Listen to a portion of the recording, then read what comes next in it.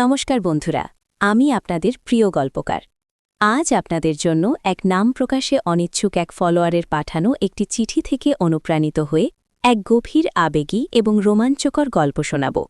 এই গল্পটি আমাদের সমাজের এক কঠিন বাস্তবতার প্রতিচ্ছবি, যেখানে ভালোবাসা পায় না কোনো আশ্রয়, কেবল লুকিয়ে থাকতে হয় আড়ালে আবডালে। আপনারা যদি এমন আরও হৃদয়স্পর্শী গল্প শুনতে চান, তবে অবশ্যই আমার চ্যানেলটি সাবস্ক্রাইব করে সাথে থাকুন। আর হ্যাঁ, গল্পের কোনো এক ফাঁকে আমি আমার ব্যক্তিগত ইমো নাম্বারটি দেব, তাই নাম্বারটি পেতে হলে পুরো গল্পটি মনোযোগ দিয়ে শুনতে হবে। গল্পের সূচনা। বিধবা ভাবির একাকিত্ব দূর করতে প্রতিবেশী বৃদ্ধের গোপন যত্ন, অসম বয়সের আকর্ষণে গড়ে ওঠা নিষিদ্ধ প্রেম। শহরের কোলাহল থেকে খানিকটা দূরে পুরনো এক পাড়ায় বাস করতেন অনন্যা। বয়স প্রায় 40 ছুঁই, কিন্তু মনে হয় যেন এই বয়সেই তার সব স্বপ্ন, সব আশা ধূলিসাৎ হয়ে গেছে। বছর 5 আগে স্বামী হিরণময়কে হারিয়ে তিনি একা। 2 ছেলে, তাদের বাবা মায়ের সবটুকু ভালোবাসা নিয়েই বড় হয়েছে। এখন তারা নিজেদের জগতেই ব্যস্ত। অনন্যা থাকে তাদের পৈতৃক বাড়িতে। বিশাল সেই বাড়িটায় এখন তার একাকিত্বই যেন একমাত্র সঙ্গী। 4 দেওয়ালের নিস্তব্ধতা, দিনের পর দিন একই রুটিনে চলা, সব মিলিয়ে জীবনটা তার কাছে একঘেয়ে, ধূসর। ঠিক পাশের বাড়িতেই থাকেন নরেনবাবু। বয়স 70 পেরিয়েছে।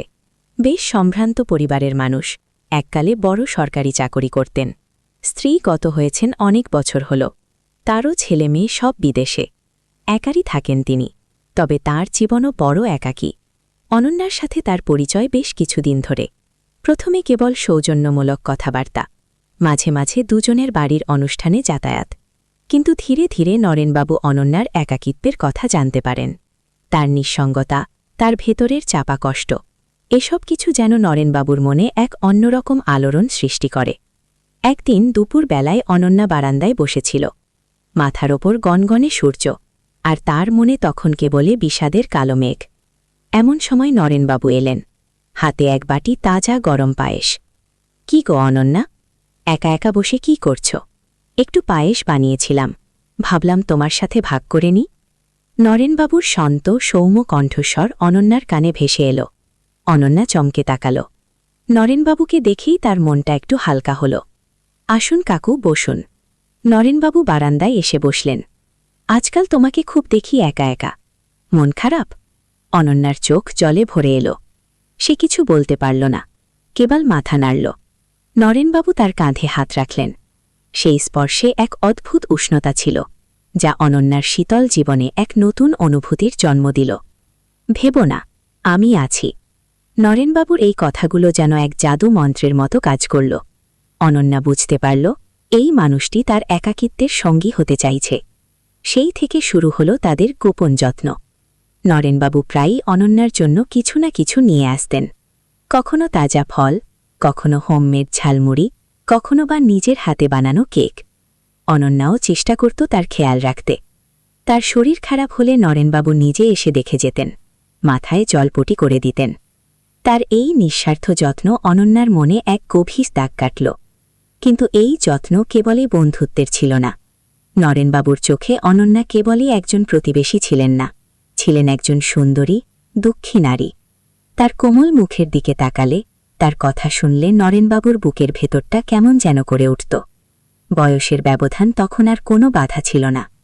তিনি অনন্যার যৌবনদীপ্ত শরীরের প্রতি এক তীব্র আকর্ষণ অনুভব করতেন, যা তিনি এতদিন নিজের মধ্যে লুকিয়ে রেখেছিলেন। অনন্যারও মনে এক অন্যরকম অনুভূতি জন্ম নিচ্ছিল। নরেনবাবুর সৌম্য চেহারা, তার শান্ত অথচ দৃঢ় কণ্ঠস্বর, তার চোখে মুখে এক গভীর স্নেহ, এসবই অনন্যাকে আকর্ষণ করত। যদিও তিনি জানতেন, এই সম্পর্ক সমাজের চোখে কখনোই কাম্য নয়। তবুও নরেনবাবুর সান্নিধ্য তাকে এক অদ্ভুত শান্তি দিত। তার পুরুষালী উপস্থিতি, তার আগলে রাখার চেষ্টা, এসব অনন্যার নিভু নিভু জীবনে এক নতুন শিখা জ্বালাচ্ছিল। একদিন রাতে মুষলধারে বৃষ্টি পড়ছিল। অনন্যা ছাদে কাপড় মেলতে গিয়েছিল। প্রবল হাওয়ায় তার শাড়ির আঁচল উড়ে গিয়ে একপাশে আটকে গেল। সে একা একা সেটা সামলাতে পারছিল না। এমন সময় সে দেখল নরেনবাবু তার ছাদেই দাঁড়িয়ে আছেন। তিনি সবসময়ই রাতের বেলা ছাদে পায়চারি করতেন। কি গো, কি হল? নরেনবাবুর গলার স্বর ভেসে এল।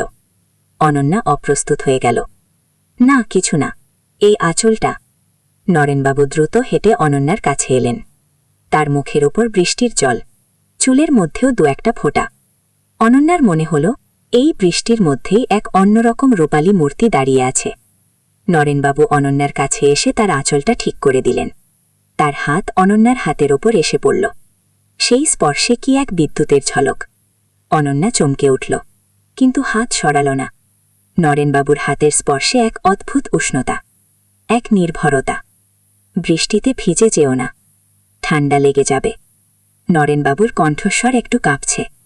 অনন্যা তার দিকে তাকাল। নরেনবাবুর চোখে এক অব্যক্ত আকুলতা। সেই চোখের গভীরে সে দেখতে পেল নিজের প্রতিচ্ছবি, আর দেখতে পেল এক তীব্র গোপন ভালোবাসা। অনন্যার মনেও তখন এক ঝড় বইছিল, ভয়, লজ্জা আর এক তীব্র আকর্ষণ, সব মিলিয়ে এক অন্যরকম অনুভূতি। নরেনবাবু একটু ঝুঁকে এলেন। অনন্যার কানের কাছে ফিসফিস করে বললেন, অনন্যা, তোমাকে আমার খুব ভালো লাগে। সেই মুহূর্তে বৃষ্টির শব্দ, হাওয়ার শব্দ সবকিছু কেমন যেন মিলিয়ে গেল। কেবল নরেনবাবুর কথাগুলোই তার কানে বাজতে লাগল। অনন্যা চোখ বন্ধ করে ফেলল। সে জানে এটা ভুল, এটা সমাজের চোখে অন্যায়, কিন্তু তার মন তখন আর নিজের নিয়ন্ত্রণে ছিল না। নরেনবাবু আস্তে আস্তে অনন্যার গালে হাত রাখলেন। সেই স্পর্শে যেন সকল দ্বিধা, সকল ভয় উড়ে গেল। অনন্যা চোখ মেলে তাকাল। নরেনবাবুর ঠোঁট অনন্যার ঠোঁটের খুব কাছে। দুজনের নিঃশ্বাস একে অপরের সাথে মিশে যাচ্ছে। বাইরে অবিরাম ধারায় বৃষ্টি চলছে। নরেনবাবু আলতো করে অনন্যার ঠোঁটে ঠোঁট রাখলেন। প্রথম স্পর্শটা ছিল খুবই কোমল, যেন দুজন একে অপরের অচেনা জগতে পা রাখছে। অনন্যা প্রথমে একটু চমকে উঠল, কিন্তু পরক্ষণেই সে নিজেও যেন সেই গভীরে ডুবে যেতে লাগল। নরেনবাবুর ঠোঁটে এক অদ্ভুত মাদকতা, এক গভীর তৃষ্ণা। অনন্যার মনে হল সে যেন দীর্ঘদিনের এক অতৃপ্ত ক্ষুধা নিয়ে বসেছিল, আর আজ তার সেই ক্ষুধা মিটছে। বৃষ্টির ফোঁটাগুলো তাদের শরীর ভিজিয়ে দিচ্ছিল, কিন্তু তাদের ভেতরের উত্তাপ তখন যেন সব ঠান্ডা কাটিয়ে দিচ্ছিল। নরেনবাবুর হাত অনন্যার কোমরে জড়িয়ে ধরল, তাকে আরও কাছে টেনে নিল। অনন্যার সারা শরীর কাঁপছে। এই নিষিদ্ধ প্রেমের উষ্ণতা তাকে গ্রাস করছে। একে অপরের শরীরের উষ্ণতা, একে অপরের প্রতি চুম্বকের মতো আকর্ষণ, সব মিলেমিশে এক অন্যরকম রোমান্টিক উত্তেজনা তৈরি হয়েছে। নরেনবাবুর চুম্বনে তখন এক ভিন্ন সুর, এক অসমবয়সী প্রেম, যা সমাজের সব নিয়মকানুন ভেঙে নতুন করে জন্ম নিচ্ছে। অনন্যাও আর নিজেকে ধরে রাখতে পারল না। সেও নরেনবাবুকে জড়িয়ে ধরল। তাদের দুজনের হৃদয়ের স্পন্দন তখন এক তালে বাজছে। এই গভীর অনুভূতির সামনে সকল সামাজিক বাধা তখন তুচ্ছ মনে হচ্ছে। পরদিন সকালে যখন অনন্যা ঘুম থেকে উঠল, তখনও তার গালে নরেনবাবুর ঠোঁটের উষ্ণতা লেগেছিল। রাতের কথাগুলো যেন এক স্বপ্নের মতো মনে হচ্ছে, কিন্তু না, এটা স্বপ্ন ছিল না, এটা ছিল বাস্তব, এক নিষিদ্ধ অসমবয়সী প্রেমের সূচনা। কিন্তু এই প্রেম কতদিন গোপন থাকবে? সমাজ কি তাদের মেনে নেবে, নাকি এই ভালোবাসা এক গভীর বিচ্ছেদের দিকে এগিয়ে যাবে? আজ গল্পটি এখানেই শেষ করছি। আপনাদের কি মনে হয়, এই অসমবয়সী প্রেম কি শেষ পর্যন্ত টিকে থাকবে, নাকি সমাজের কঠিন নিয়মের সামনে হার মেনে নেবে? আপনার মতামত কমেন্টে জানাতে ভুলবেন না। আর যদি আপনারা এই গল্পের দ্বিতীয় পর্ব শুনতে চান, তবে অবশ্যই কমেন্ট করে জানান। আপনাদের আগ্রহই আমাকে নতুন গল্প লিখতে উৎসাহিত করবে। ততক্ষণ পর্যন্ত ভালো থাকুন, সুস্থ থাকুন। আর হ্যাঁ, পরবর্তী গল্পে আমি আমার ইমো নাম্বারটি দেব। মনোযোগ দিয়ে শুনতে থাকুন।